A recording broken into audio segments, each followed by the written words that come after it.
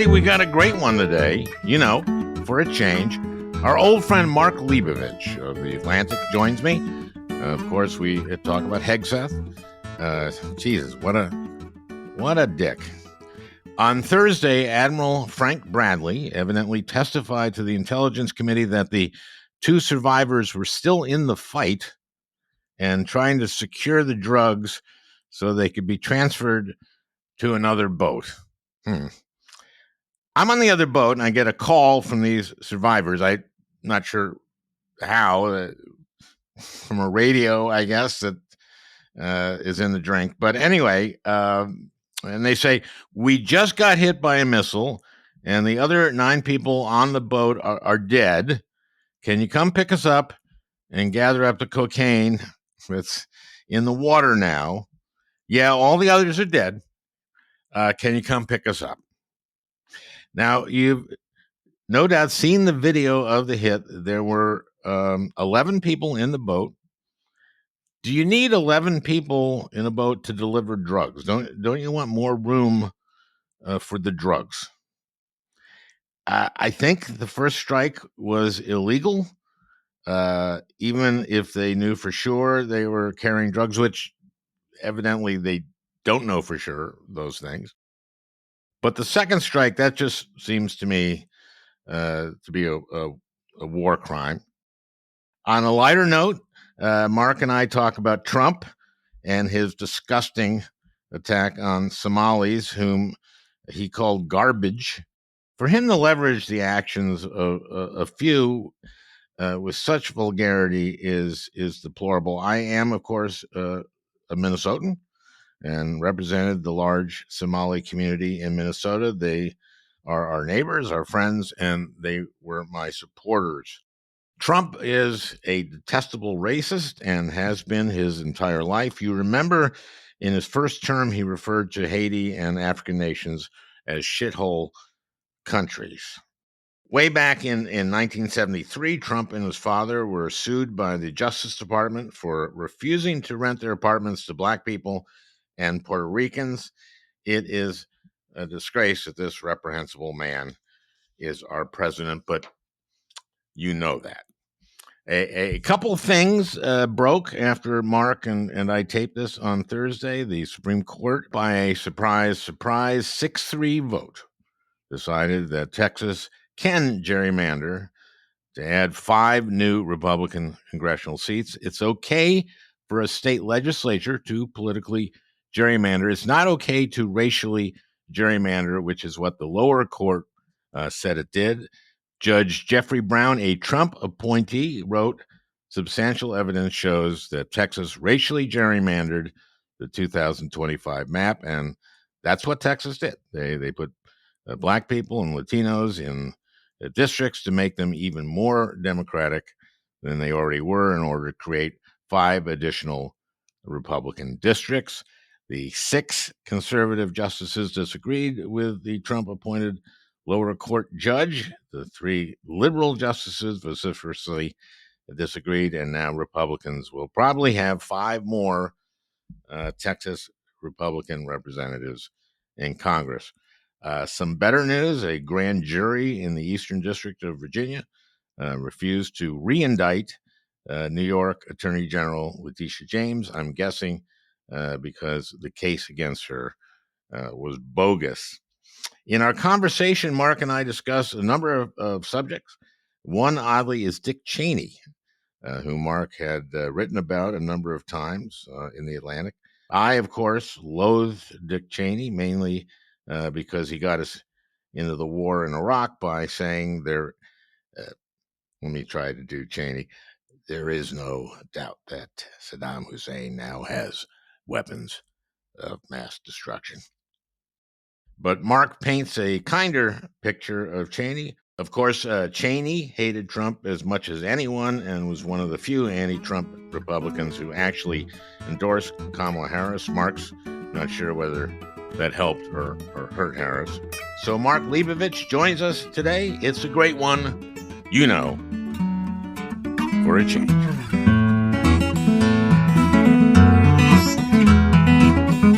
Hey, Mark. Hi, Al. How you doing? Good. Thanks for coming back on. It's been a good week for the New England Patriots. Yeah, that's what I'm here to talk about. Well, you wrote a book on the NFL, Big Game. I did. Which I enjoyed a lot. The Pats seem to be back, and it's been a really, really long 4 or 5 years since we've been good. And there are people around. There are kids like 3 years old around New England who have lived their entire life. Well, this year I think they're leading the NFL. Yeah, I think they have the best record in all of the NFL. Wow. Okay. So not a great week for Hegseth. No, or the Minnesota Vikings. But yeah. Oh. Okay. No, I just figured the cleaner transition.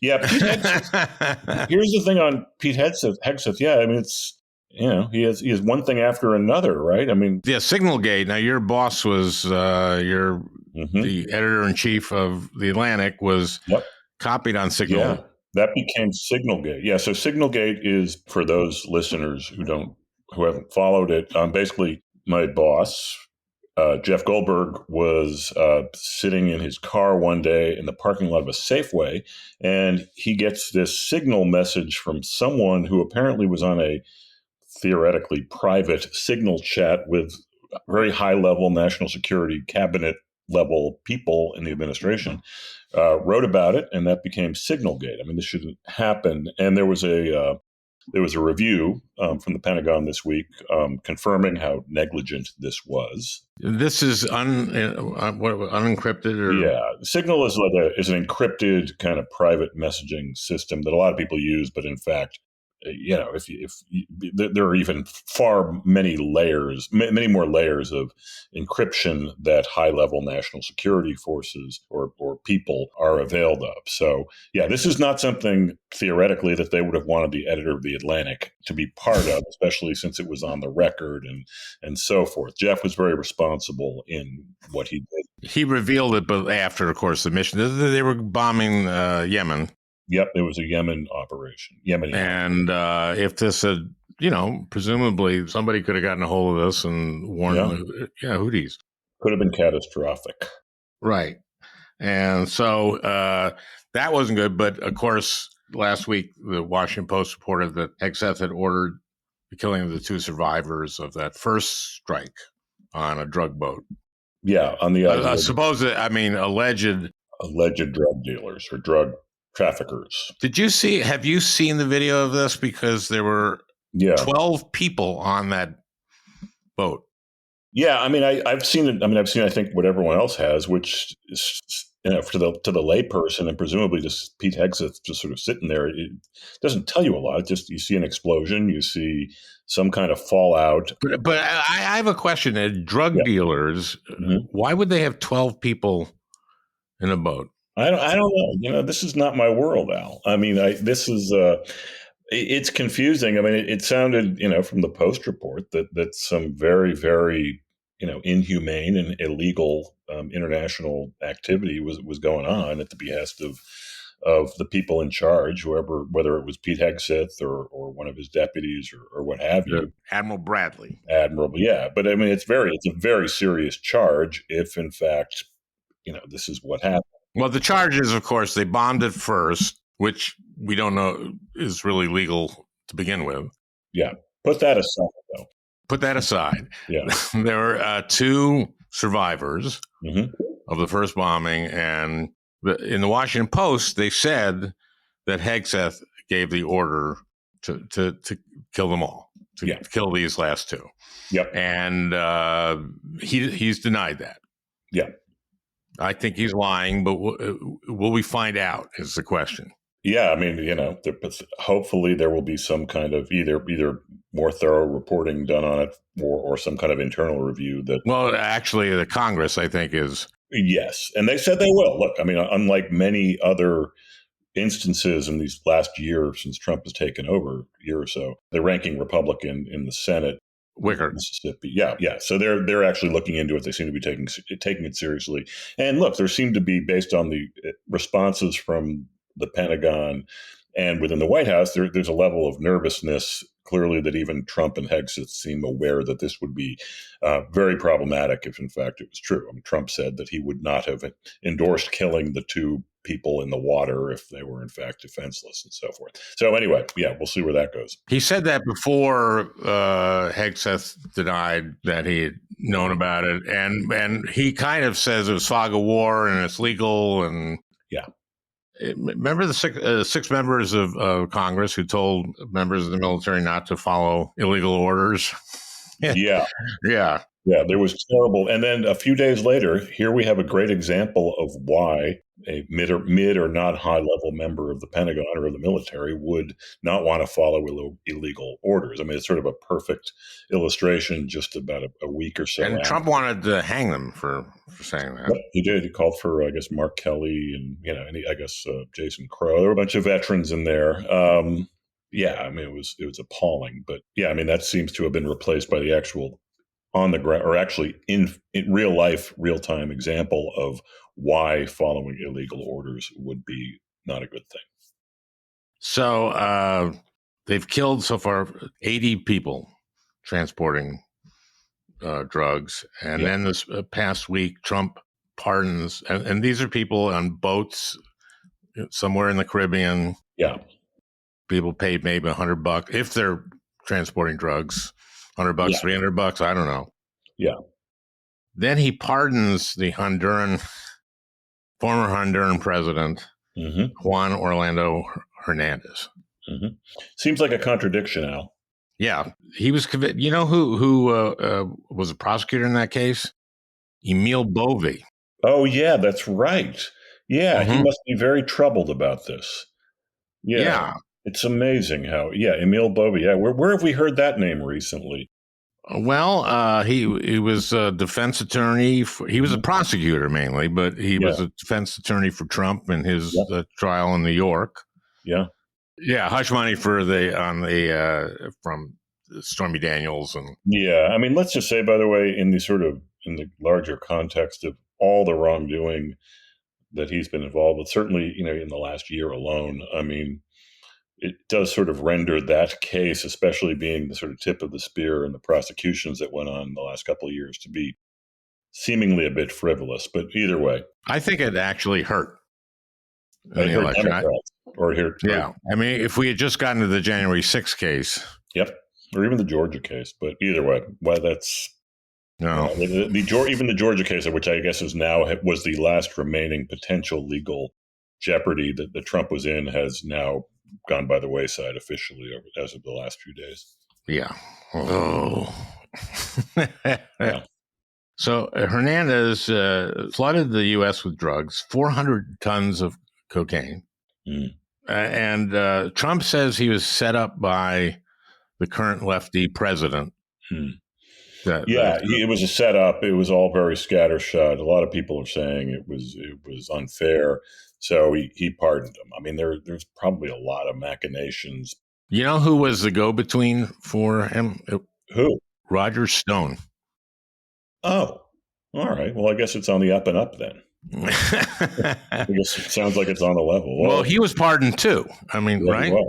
Yeah. It's like it's kind of this great collective of legal authorities now that are all united under this whatever law school they attended, but also they've all been pardoned, so they know the judicial system better than many people and have a perspective that we should all respect. We're going to take a quick break. We'll be right back with Mark Leibovich. When you're old like me, you're a target for cybercrime, scams, and identity theft. But then again, everybody is, especially during the holidays when cybercrime spikes. That's why it's more important than ever to have WebRoot. WebRoot's Total Protection is an all-in-one product with plan options for individuals and families. They provide antivirus protection, identity protection, VPNs, backups, and more. That's a lot of stuff. Antivirus protection stops emerging threats like malware, ransomware, phishing, and scams. It also includes a password manager to protect your logins. WebRoot's identity protection includes up to $1 million in expense reimbursement for stolen funds due to identity theft. They monitor the dark web, ooh, scary, and credit and financial monitoring. Plus, you can set up a VPN, that's virtual private network, for up to 10 devices, which means you can hide your IP address, personal data, and location from hackers.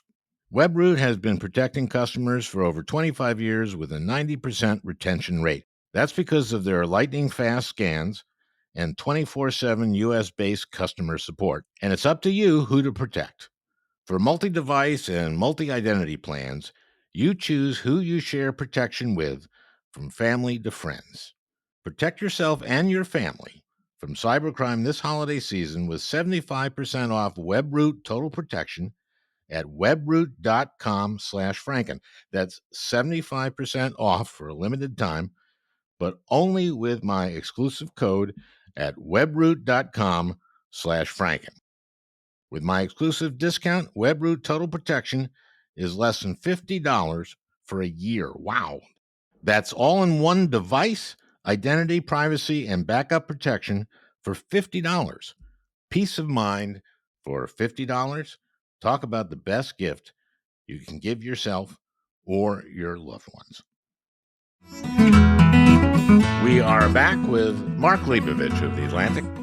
I guess on Wednesday, Trump pardoned a Democrat. Henry Cuellar of Texas, a moderate conservative, kind of border hawkish Republican. He's always targeted both by the left and by the Republicans, managed to get reelected every year. He was brought up on charges, I guess, involving financial stuff. Money laundering, bribery, and that kind of thing. Yeah. He allegedly took $600,000 from an Azerbaijani oil company and a Mexican commercial bank. Yeah, I mean, who among us, Al? Who among us? Anyway, Trump pardoned him, and on a purely nakedly political level, Republicans, he's in a very precarious or sort of swingy district in South Texas. Republicans who are going to need every House seat they need, we're sort of seeing his district as a very promising pickup opportunity. And obviously, they were going to campaign against the legal problems that Cuellar has been having. Is he running for re-election? He is indeed, yeah, and I guess Trump has taken his own party's biggest argument against Henry Cuellar away from them, which is that he is legally suspect or ethically suspect and so forth. So, yeah, I think there's a lot of people within the Republican sort of House campaign committee and people who know the district and know what the map looks like, who did not like this at all. So he's running again. Yeah, although Trump does seem to have a affection for, he's very bipartisan in that he will seems to pardon certain Democratic criminals also, or at least go easy on them, whether it's, Cuellar or, Blagojevich. Well, he's pardoned, he's made a lot of money on pardons. We had Liz Oyer on the podcast a few weeks ago. She was the former pardon attorney for Biden. And basically, she laid out where Trump is profiting from the pardons. Yeah. Which he's doing. The Trump family has made we had David Kirkpatrick from The New Yorker on, who had written an article on how much money the Trump family has made just in the first year of this presidency, and it was $4 billion. Pretty good. Remember in 2008, after Obama was elected, you were probably deep in recount land at that point, Al, but the first big sort of post-election scandal was the Blagojevich thing. Remember that? And he, the huge outrage, and he became a pariah almost immediately, and he wound up going to jail. But, he was basically selling a Senate seat. He was sort of using his own authority to sort of weigh. This is the governor of Illinois. To either the appointment of a senator to replace Obama at the time, or obviously just basically an abuse of power, and that was considered a massive, massive scandal at the time. Which something like that probably would happen rather seamlessly today, you would think, right? So. Yeah. Well, anyway, it's just discussing how much this president is profiting from this presidency. Yeah, it's amazing. I mean, David Kirkpatrick, by the way, my former desk mate at the New York Times, great reporter, very very good guy, and that was a great piece. I mean, to actually have someone quantify the amount of windfall that Trump and allied people and the family and so forth can sort of reap from this office is kind of astounding when you put a figure on it, and then it looks like a very viable figure if you ask me. But yeah, no, I mean it's kind of this is all a kind of writ large daily example of the flood the zone thing about the kind of corruption that has gone on. And individual sort of minds can only process so much. And this is, we're talking about a universe where, people like you and me, and presumably people who listen to this, are pretty engaged and who know the issues better than most. And, the fact is the vast majority of people don't even get to that point. So, yeah, it's astounding. You'd like to think that there will be some kind of accountability one day. And history, who knows what history is going to be written, what that's going to look like in 10 years, 20 years, and so forth. But yeah, it's astounding. It's so orders of magnitude more than anything we've ever seen before, any party, any era, what have you. Our friend Frank Foer, in your issue, the Atlantic's issue on what a Trump presidency would be, this is before he was elected, Right. Wrote about corruption. Yeah, I have to reread that.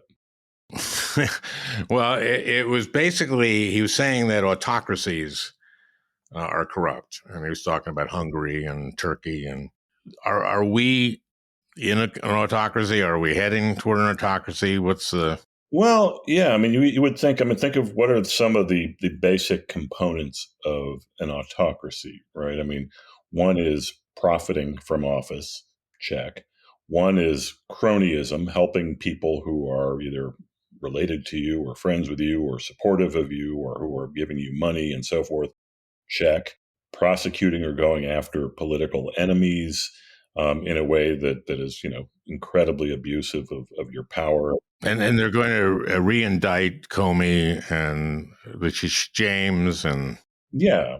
I mean, there's that, but also just like, just targeting, even before it gets to sort of any kind of judge or sort of prosecutorial setting. I mean, just the harassment that he opens people up to when they do anything, whether it's Mark Kelly getting a whole new wave of death threats or, Jason Crow or what have you. But yeah, I mean, so like what categories were we missing in autocracy? The profiting we have. I mean, cronyism, we have, just the whole dear leader thing. I mean, there was another cabinet meeting. Well, actually, they aren't observing court decisions. Also, there's that, but also, I mean, a real factor here is, will there be free and fair elections? Which, one would hope, one would think, there will be in next November.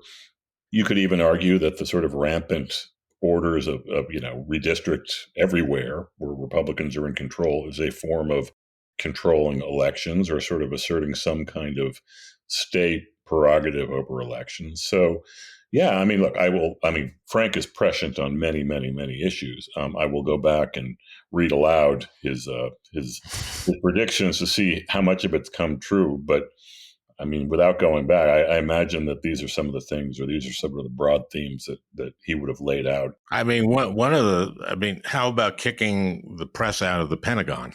Oh, yeah, sure. Yeah. Okay. Yeah. Press relations. Yeah. I mean, look at the Pentagon press corps now. I mean, it's hilarious. I mean, actually, it's not hilarious. It's deeply troubling, Al, but it's, yeah, no, I mean, it's kind of by the book. And the question, well, it's not the question for now, but I mean, can you actually revert to something that is in the same ballpark as normalcy when and if this ever ends, right? I mean, presumably it will end one day, but what's the new normal going to look like after Trump is no longer a factor in our politics? The National Guard shooting, which was incredibly tragic, and a 20-year-old specialist died, and I think the other guardsman is still in critical condition. Yeah, I think so. I mean, I haven't heard any updates in the last few days, but it was certainly critical at first. Trump's response was really racist. Yeah, what was that response? I mean, it was basically, he said, all right, we're going to put hundreds more guardsmen on the streets in D.C. And, Well, but it was more a crackdown on our immigration system. oh, yeah. He said, yeah, we're going to stop the third world immigration. I mean, Right. that's a real specific strategy. Yeah, we're going to stop third world immigration. Here are some of the things he did. He put Afghans in the U.S. Got a pause in their ability to get a green card, Mm-hmm. U.S. citizenship, or a visa. There are 200,000 Afghans who have come to the United States since the Taliban took over. Yeah. And many of these were people who fought for us or helped us or were translators. I mean, Jason Kander is a friend of mine. He's gotten a lot of Afghan translators and other people. Trump is going after them. Afghans, these are as literal an ally as you can have. I mean, they literally fought side by side in an extremely dicey combat situation. I mean, it's not just sort of a rough national allegiance. It's not like, oh, well, that's a French national and the French are our allies. I mean, these are on the ground, people who helped the United States in one of the longest wars, if not the longest war in our history, right? So, so to just sort of blanket say, look, no more of this. This is just Biden opening the borders. Well, they put a pause on people from anywhere in the world. Or from the third world, Al. From the third world. I'm sorry. No, not the entire world, just the third world. How are we going to have people like the Afghans did fight for us or work for us if they know they can't come here if things go bad? Good question. I mean, this certainly doesn't help any kind of moral authority that Americans would seek to enforce abroad or certainly here.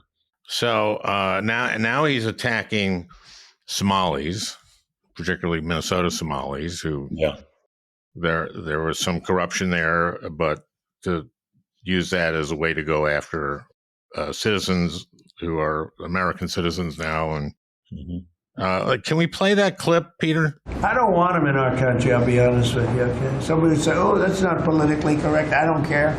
I don't want them in our country. Their country's no good for a reason. Their country stinks, and we don't want them in our country. I could say that about other countries, too. I can say it about other countries, too. We don't want them to hell. We have to rebuild our country. Our country's at a tipping point. We could go bad. We're at a tipping point. I don't know if people mind me saying that, but I'm saying it. We could go one way or the other, and we're going to go the wrong way if we keep taking in garbage into our country. Ilhan Omar is garbage. She's garbage. Her friends are garbage. Okay. Now, all right. First of all, let's say this up front. I mean, there was some really some bad corruption went on here. I mean, in Minnesota, this was not a good look for Tim Walz, the governor there. I mean, there's a legitimate story. New York Times, I guess, did most of the reporting there. I mean, so full stop there. But I mean, listen, they're garbage. I could say that about other countries too. I mean, let me guess what kind of countries he would be talking about there. The shithole countries. Yeah, you can name a continent, and he has not been to Africa during either presidency. Yeah, it doesn't surprise me. I mean, yeah. I mean, look. I mean, you represent Minnesota. You're from Minnesota. I mean, the Somali community there is huge, right? I mean, it's an enormous community and a great community. I mean, it's varied. I mean, it's like any other community, but I mean, it's big. This is like the biggest Somali community in the United States. In the United States, yeah, absolutely. Mm-hmm. So, I don't know. I mean, look, I guess I saw it today. There was a Republican Somali or a Somali state rep or something like who endorsed Trump and who is waiting to have other Republicans from the state join him in condemning these remarks, but doesn't sound like there's been a groundswell at all. But yeah, it's depressing. I mean, first of all, that's kind of a new level of racism. I mean, he doesn't. I mean, it's not that he's much for nuance, but now he's sending ICE to crack down on Somalis there. But most of these people are citizens. I mean, we the vast majority. It sounds like, yeah, absolutely, yeah. So, and look, I mean, ICE is like it's a huge kind of a domestic army he has at his disposal. I mean, which obviously doesn't have to necessarily track with immigration, one's immigration status. I mean, this is like maybe over $10 billion in this new big, beautiful bill budget that sort of allows him to sort of hire at will and throw signing bonuses at would-be ICE agents and so forth. So, yeah, I mean, this, I guess, could be theoretically part of that. So he is bailing on Ukraine, it looks like. Yeah, I mean, he seems to blow hot and cold on Ukraine. I mean, sometimes he'll sort of flex some muscles against Russia. I mean, I'm not sure. I would assume there's no rhyme or reason to this, but yeah, no. I mean, like he is now. It sounds like the real tip of the spear here is this guy Witkoff and Jared Kushner are sort of negotiating directly with the Russians.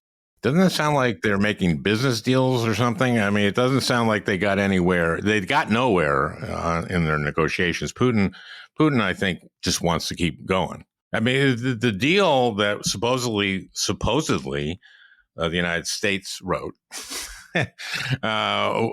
would have given Russia territory that they haven't even conquered. Correct. Yeah. It's not only keeping the territory that they have acquired during this war or just taken during this war, it's adding to it. And by the way, I mean, Russia doesn't, I mean, the idea that Russia doesn't want it, I mean, Russia is losing tens of thousands of people like a month, in so much as a country is losing a great deal of its soldiers and its treasure and so forth. I mean, this war is just devastating to Russia, theoretically to Putin politically. I don't think he cares about himself. No, I don't think he does either. Certainly Trump doesn't seem to care about it as long as there's like some kind of deal to be made. And God knows what kind of profiteering there is to be made. But either way, I mean, Ukraine does not seem to be involved in these negotiations at this point. NATO doesn't seem to be at all involved in this point. Even, who knows what Marco Rubio's involvement in, the Secretary of State or anyone else. Look, it's, I don't know where this is all going to land, but it certainly doesn't look like it's the kind of negotiation or sort of considered negotiation you would want in a situation like this. We're going to take a quick break. We'll be back real soon with Mark Leibovich. Like most of you, my skin needs some extra care this time of year. The colder weather dries it out, especially if you're old like me. And that's why I've continued to use OneSkin. Customers consistently rave about how their skin is smoother, firmer, and healthier looking, with results that get better over time, improving both the appearance and the overall health of their skin. No wonder OneSkin's products have over 10,000 five-star reviews. That's because all of OneSkin's products are designed to layer seamlessly and replace multiple steps in your routine, making skin health easier and smarter at every age. Now, I've never been one for a skin care routine, but OneSkin makes it as simple as can be. All you have to do is pat your skin dry and apply twice a day.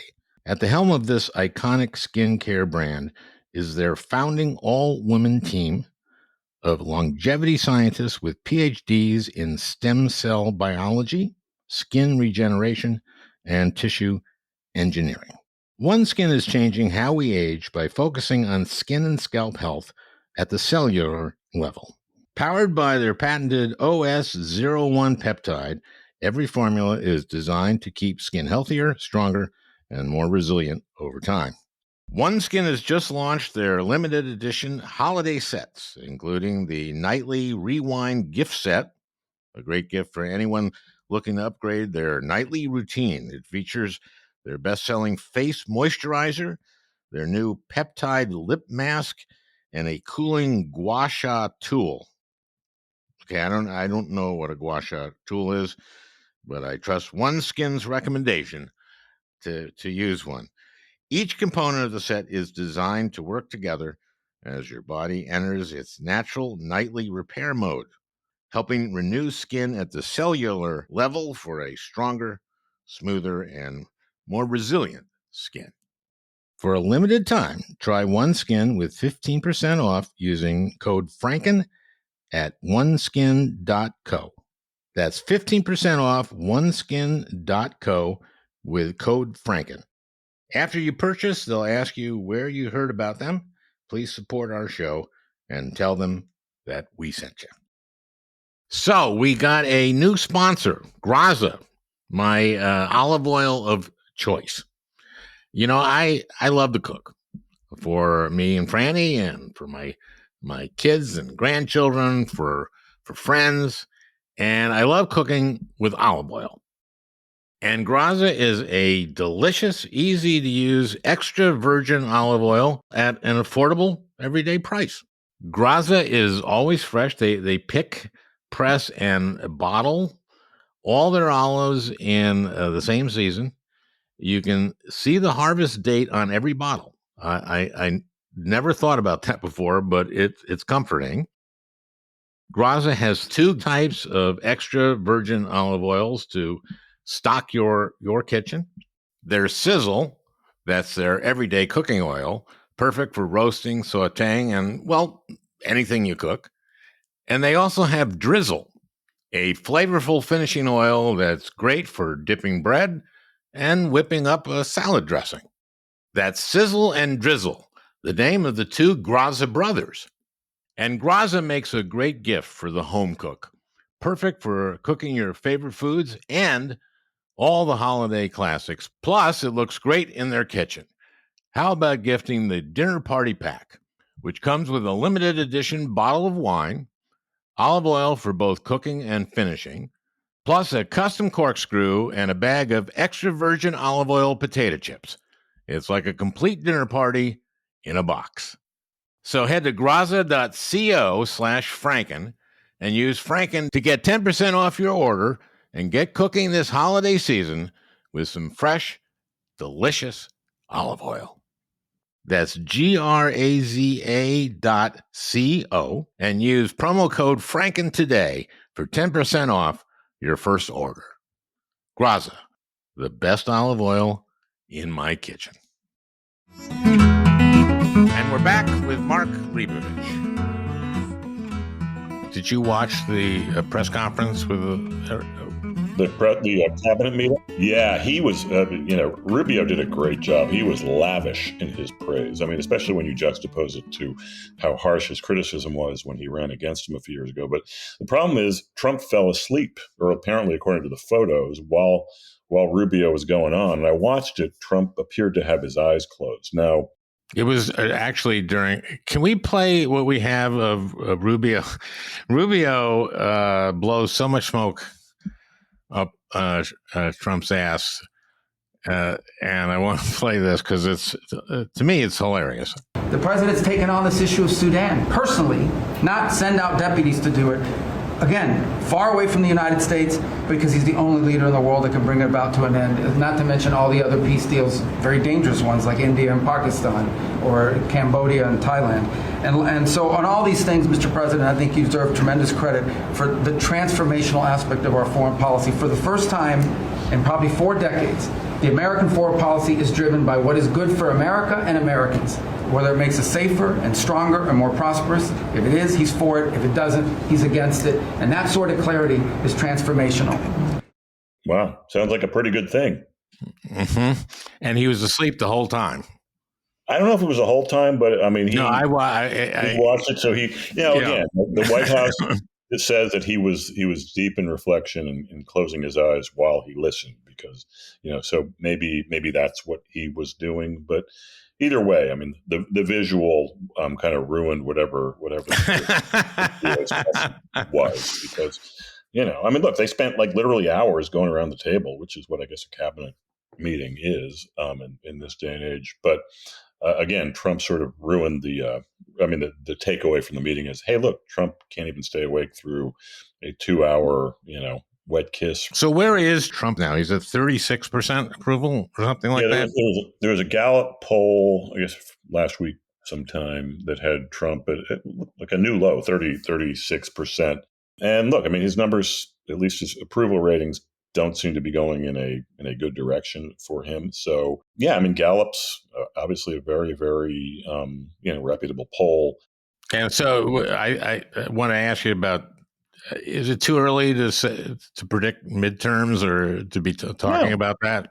No, historically speaking, the party out of power, and Democrats have been completely locked out of power in all the branches since 2024. Yeah, Democrats historically are positioned to do well because the minority party out of power traditionally does well in a midterm election.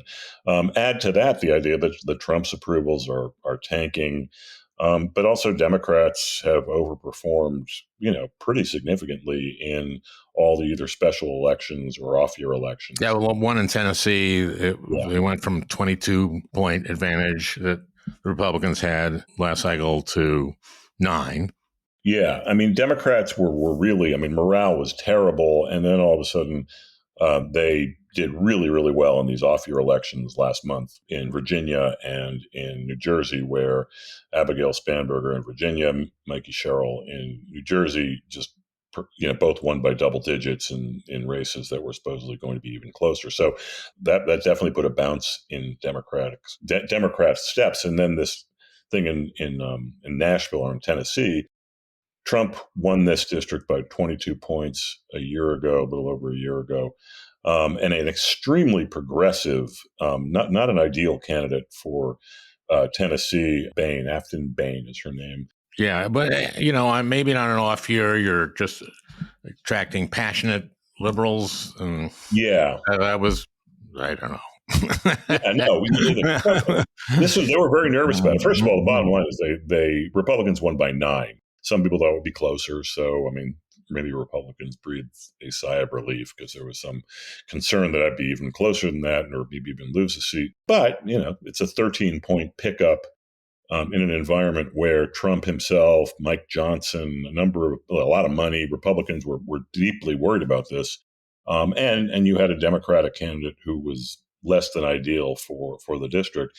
And even then, they were able to overperform Trump by 13 points, which, along with a lot of the other indicators and polls in New Jersey and Virginia, would indicate that Democrats could do really, really, really well in the midterms, and unless, of course, they sabotage themselves, which they can do sometimes. So has Trump been trying to raise his popularity? What has he been doing? He worked on the ballroom. Yeah.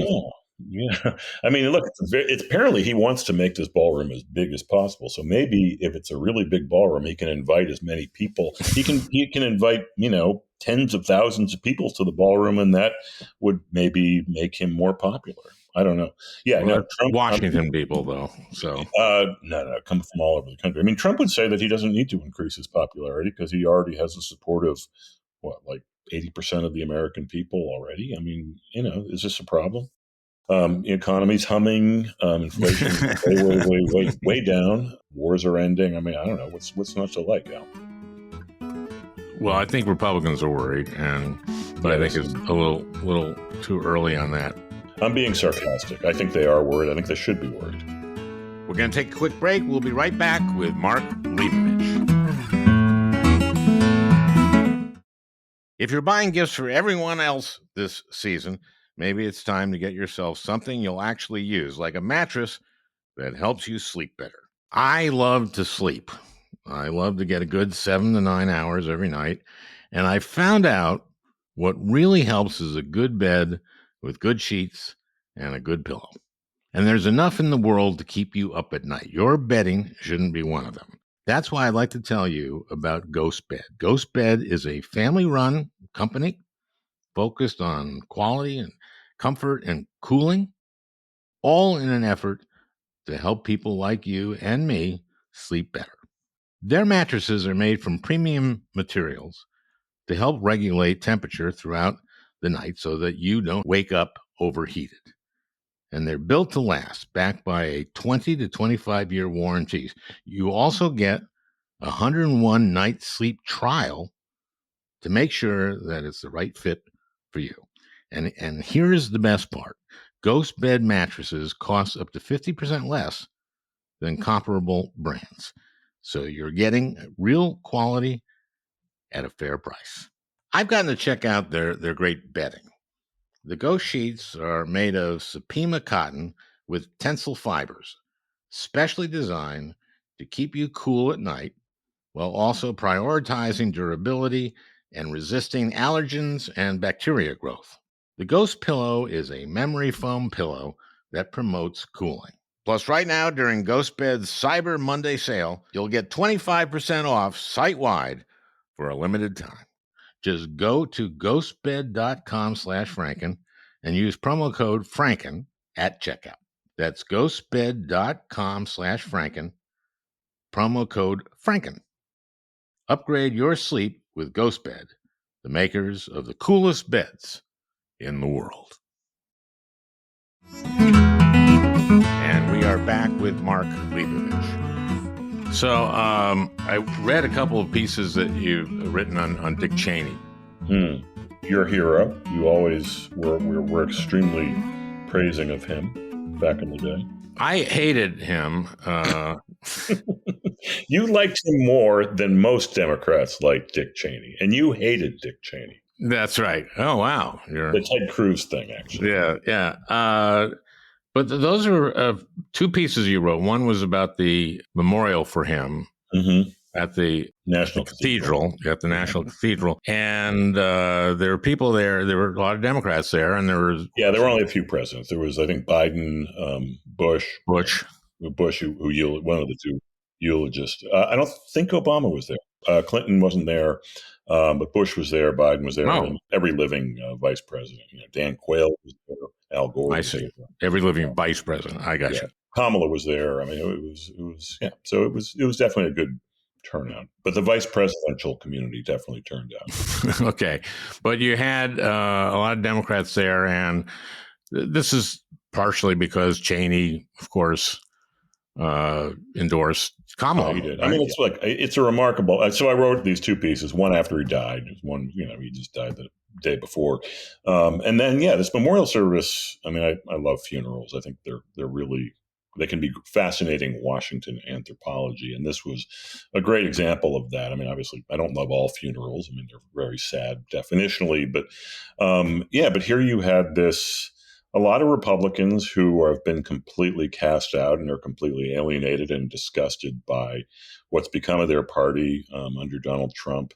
And Trump, Cheney himself and certainly the Cheney family would probably fit into that category, given what happened with Liz Cheney when she was in Congress and how she sort of after January 6th became probably, one of his two or three most vocal and passionate and activist critics. Kamala Harris, she campaigned with Liz Cheney. Yeah, she campaigned, but was that a good idea? That there's a school of thought that says that Harris should not have embraced the Cheneys to the degree to which she did. I was at the thought at the time that, it does, look, you'll take any support you can get, whether it's, tens of millions of people voted for the Bush-Cheney ticket and they're still alive and voting today. So, but there's another school of thought saying, look, Democrats are a progressive party. The energy of the party is on the left.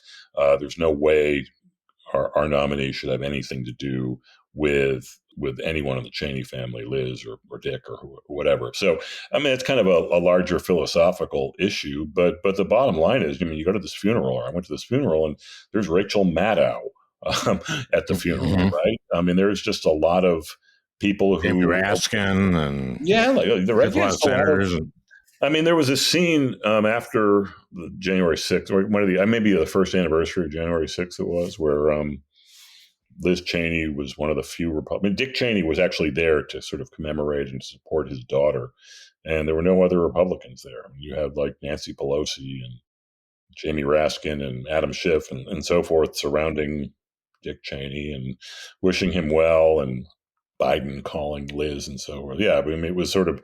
we've known for a number of years that the world as we know it is just upside down. But this to me was another just expression of that. I remember I was walking out of the cathedral last week, and so there was Rachel over here, and George Conway, Kellyanne's ex-husband, who very active, Republican, for many, many years. Now considering running for Congress. Now, as a Democrat. I think he probably will. And he could be your congressman, right? Or that's right. Yeah. In the Upper West Side, right?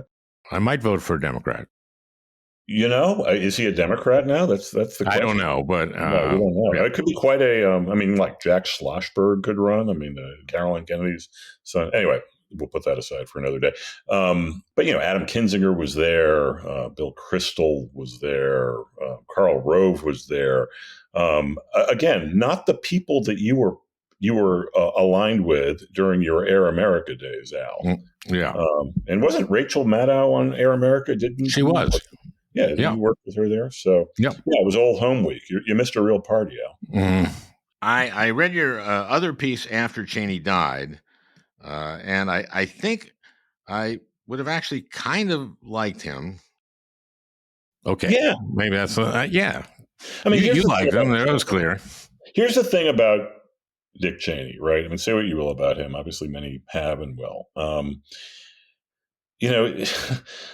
Right now, Republicans are at this age of hyper shamelessness, hyper vanity, hyper peacocking. I mean, Trump is like the cartoon version of the kind of tin pot dictator that, Cheney fundamentally. I mean, this was antithetical to, a person who was deeply ideological, deeply, very, very committed to public service. I mean, again, say what you will about what the service looked like and in service to what, right? But I mean, this is a guy who truly, and I always respected this about him, even when he was in office, he did not care at all what anyone thought of him. I mean, obviously, politicians theoretically want to be loved and they want the affection of the press, of their staff, of their bosses and what have you. I mean, presumably Cheney cared about what his boss, President Bush, when he was a vice president, thought of him. But Dick Cheney, God, he did not play that game at all. And that game is essentially in politics in Washington. A lot of it is just total bullshit. You know that. And again, I mean, he might have been say what you want, war criminal, whatever. But when I would spend time with him, or in the time I was able to spend time with him, I was writing about him, 20 years ago, right? Literally 20 years ago, almost. He struck me in an odd way as a real stand-up guy, as someone who was actually pretty transparent, didn't pretend to be anyone he wasn't.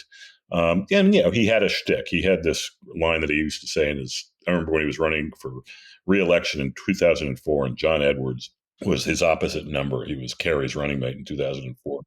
And Cheney had this line in his stump speech where he would say, a lot of people think that Senator Edwards was picked because he's charismatic and he's got great hair and he's really, really handsome. I mean, how do you think I got the job? And, it always killed. It always brought the house down. And it was also kind of innocent and self-deprecating. And okay, maybe I'm a sucker for this stuff, but I thought it was kind of funny. Well, I would recommend those pieces. Anyone who's curious about Dick Cheney, go back to the Atlantic Monthly, which maybe we'll make a book out of it. What do you think? We just compile everything I've ever written on Dick Cheney, and me and Dick, right? Like Tuesdays with Dick or something like that. But you'd have me on to promote that, right? I think they should put that out at Christmas or something. I think next Christmas. You think we can rush it in? You think we could put it out? I mean, no, next year. Next year, because but I think once you sort of have the people who showed up at the funeral, I think that'd be my readership, right? I mean, that'd be the core market. So you look at I'd try to get the guest list. Well, that'd be self-published, I think. You think? Yeah. All right, fine. All right, well, it's self-published. Anything else on your mind that I missed? No, I mean, look, I don't. Here we are, man. It's like December. Things seem to be depressing as ever, but here we all are. And I think we need to be nice to people and kind to people and love the people we love. And it's the holidays and, we're still standing. I don't know what this is all going to look like when it's all over, but I do think that there might be some signs that Trump too is kind of going awry in a way that a lot of Republicans are starting to notice, not just your usual never Trump Republicans, but maybe rank and file Republicans, not just a few in Washington, but also around the country, might be ready to move on to something different. And I think that would be a good thing because it's been going on for a long time. I mean, if you look at Trump's approvals, right, which are low, it's getting down around 80 or even high 70s among Republicans themselves. I mean, part of what made his floor relatively high, like say around 44%, was that he had the support of well into the 90s of Republicans. And when you drop 10, 15 points off of that, it's a significant hit. So maybe that's where some of this is coming in, and we can be something, maybe this is moving us towards a better place. But look, I'm just an observer here, Al. Well, as always, we appreciate what you write when you report on the Atlantic. Al, great to be with you anytime. Glad to be a friend of the Al Franken podcast. Well, thank you, and you're a great friend. Well, I hope you enjoyed listening. That beautiful music is by Leo Kottke, the great Leo Kottke. I want to thank Peter Ogburn for producing this podcast. We'll talk again next week.